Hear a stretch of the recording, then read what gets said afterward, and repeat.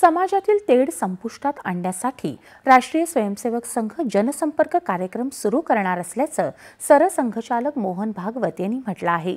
राष्ट्रीय स्वयंसेवक संघाच्या शताब्दी वर्षानिमित्त संघाच्या या प्रवासातील नवी क्षितिज या विषयावर बंगळुरू इथं व्याख्यानमाला सुरू आहे।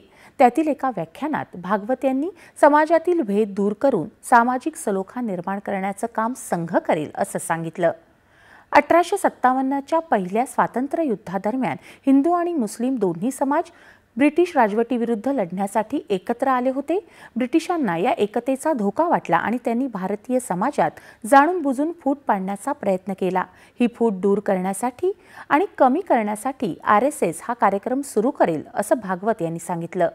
संघाच्या सद्भावना कार्याचा भाग म्हणून संघटना गट स्तरावर विविध जातीच्या नेत्यांशी आणि धर्मगुरूंशी संवाद साधेल असं सांगत सामाजिक सौहार्द वाढवण्यासाठीच्या प्रयत्नांमध्ये योगदान देण्याचं आवाहन सरसंघचालकांनी नागरी समाजालाही केलं आहे।